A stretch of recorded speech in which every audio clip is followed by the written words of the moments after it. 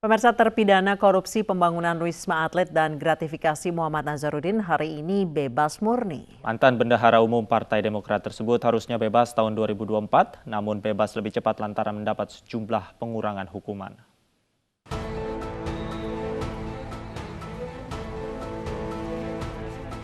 Mantan Bendahara Umum Partai Demokrat Muhammad Nazarudin mendatangi Balai Pemasyarakatan Kelas 1 Bandung pagi tadi untuk mengurus administrasi. Nazarudin sebelumnya telah menghirup udara bebas setelah keluar lapas Sukamiskin sejak Juni lalu karena memperoleh cuti selama 2 bulan. Selama menjalani bimbingan, selalu komunikasi dengan PK, dimanapun keberadaan yang bersangkutan, saya selaku di pemasyarakatannya mengetahui secara pasti. Saya hari ini akan menyerahkan surat selesai menjalani masa CMB-nya. Usai bebas, Nazarudin mengatakan tidak akan kembali ke dunia politik. Saya lebih fokus gimana mengejar akhirat. Kalau soal di dunia, biar Allah yang atur. Yang penting saya fokus saja untuk mengejar akhirat ke depan, gimana bisa bangun masjid, bisa bangun pesantren. Fokusnya akan ke depan saya lakukan. Masuk ke politik lagi nggak? Udah rencana nggak, Bang? Biar itu Allah aja yang atur jalanannya. Yang pasti saya akan fokus pada akhirat. Nazarudin yang mendekam di penjara sejak 2011 silam seharusnya bebas tahun 2024. Dirinya bebas lebih cepat karena memperoleh sejumlah remisi, diantaranya remisi khusus Idul Fitri, remisi umum 17 Agustus, remisi dasawarsa tahun 2015, dan remisi tambahan donor darah. Nazarudin juga mendapat potongan hukuman karena menjadi justice kolaborator. Nazarudin divonis bersalah dalam kasus korupsi pembangunan Wisma Atlet serta kasus penerimaan gratifikasi dan pencucian uang dengan total hukuman 13 tahun penjara. Dalam kasus Wisma Atlet, Nazarudin divonis 7 tahun penjara dan denda 300 juta rupiah. Sedangkan dalam kasus gratifikasi, Nazarudin divonis 6 tahun penjara dan denda 1 miliar rupiah. Dari Bandung, Jawa Barat, Mujib Prayitno, iNews melaporkan.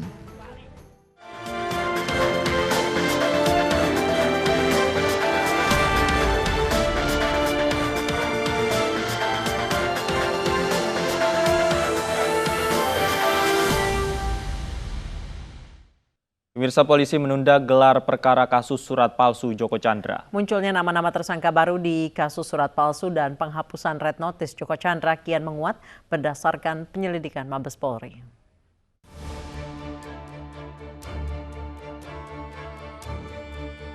Polisi terus mendalami kasus surat jalan palsu dan penghapusan red notice Joko Chandra. Mabes Polri melalui Ditipikor sudah mengendus ada indikasi suap penyelenggara negara. Gelar perkara akan dilaksanakan Jumat. Disinyalir akan ada tersangka baru baik di surat jalan palsu atau di kasus penghapusan red notice Joko Chandra. Jadi konstruksi hukum yang terhadap tindak pidana yang dipersangkakan yaitu dugaan penerimaan hadiah oleh penyelenggara negara terkait pengurusan penghapusan red notice atas nama Joko Sugiarto Chandra yang terjadi sekitar bulan Mei 2020 sampai dengan bulan Juni 2020. Rencana gelar perkara surat jalan palsu sedianya sudah berlangsung Rabu, tapi kemudian digelar bersamaan dengan indikasi korupsi penghapusan red notice.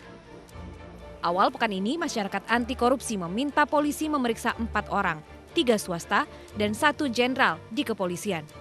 Maki menduga keempatnya ada keterkaitan dengan kasus surat jalan palsu dan penghapusan red notice Joko Chandra hingga sang narapidana bisa bebas keluar masuk Indonesia. Terakhir, kami perlu menegaskan, sampai saat ini belum atau tidak mempunyai data atau fakta dugaan aliran dana dari para saksi tersebut terkait Sengkarut Joko Chandra. Bukan berarti ini tidak ada loh ya, kita serahkan sepenuhnya penyidik yang hari ini katanya mau gelar perkara dugaan aliran dana terkait dengan red notice. Di Gedung Bundar Kejaksaan Agung, bola panas kasus pelarian Joko Chandra terus bergulir liar. Masyarakat anti korupsi mengendus ada petinggi Kejagung ikut bermain. Bahkan ia sempat menelpon Joko Chandra usai Kejaksaan Agung membeberkan kasus ini di depan anggota DPR akhir Juni silam. Tersebut melakukan komunikasi dengan Joko Chandra selama Joko Chandra masih di luar negeri di Kuala Lumpur. Peristiwanya setelah tanggal 29 Juni. 29 Juni itu apa? Ketika Pak Jaksa Agung membuka urusan Joko Chandra di depan DPR. Artinya setelah ramai pun masih ada pejabat Jaksa Agung, Kejaksaan Agung yang melakukan komunikasi dengan Joko Chandra. Sejauh ini Kejaksaan Agung baru menahan Jaksa Pinangki Sirna Malasari karena diduga menerima suap miliaran rupiah dari narapidana Joko Chandra. Penahanan Jaksa Pinangki diharapkan bisa membongkar petinggi di Kejaksaan Agung yang ikut main mata di kasus ini. Tim Liputan iNews melaporkan. Pemirsa, 2 pelaku penyerangan di acara doa pernikahan keluarga Umar Assegaf di Solo, Jawa Tengah ditangkap. Sebelumnya polisi telah menangkap 5 orang dan hingga kini terus memburu para pelaku lain. Selain menetapkan 5 tersangka dan menangkap 2 pelaku penyerangan, polisi juga masih memburu beberapa nama lainnya yang diduga terlibat dalam kasus penyerangan acara doa pernikahan atau Midodareni.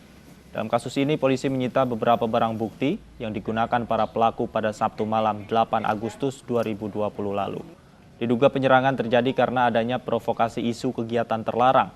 Sementara sejumlah orang kemudian membubarkan acara yang digelar keluarga Umar Assegaf. 3 orang luka-luka dan sejumlah kendaraan rusak.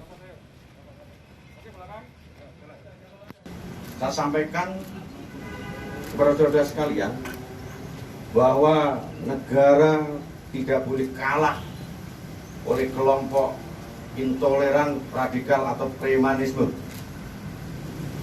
Oleh karena itu, saya himbau untuk segera menyerahkan diri atau kita tangkap untuk proses hukum. Langit runtuh, hukum akan kita tegakkan di wilayah yurisdiksi Polda Jawa Tengah. Pemirsa, polisi kembali menangkap 2 pelaku pengeroyokan terhadap keluarga Segaf Al-Jufri di kampung Mertodranan, Pasar Kliwon, Surakarta. Wali Kota Surakarta mengecam aksi tersebut.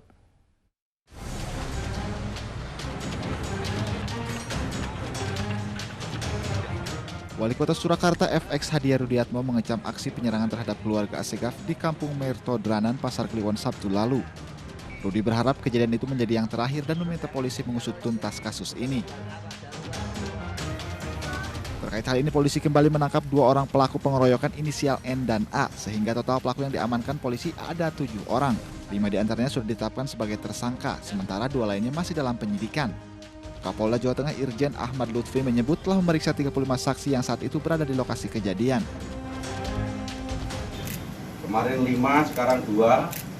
Yang bisa kita tingkatkan lagi menjadi tersangka 1, sehingga 5 sudah menjadi tersangka. Yang 2 kita dalami kembali. Kemudian saksi sudah kita periksa 35 orang saksi dari masyarakat yang melihat, mendengar, dan lain sebagainya. Kasus ini bermula dari sekelompok orang yang datang membubarkan acara doa bersama keluarga Segaf Al-Jufri sebelum prosesi pernikahan. Keributan pun tak dapat dihindari. Massa berdatangan ke lokasi acara yang berada di wilayah Pasar Kliwon, Surakarta dan merusak sejumlah mobil. 3 anggota keluarga terluka akibat pemukulan massa yang tak dikenal. Dari Surakarta, Jawa Tengah, Tim Liputan iNews melaporkan. Pemirsa, bakal pasangan calon dari jalur independen untuk Pilkada Surakarta membantah bahwa mereka adalah pasangan settingan atau rekayasa. Pasangan Bajo optimis bisa memberi perlawanan bagi Gibran di Pilkada Surakarta.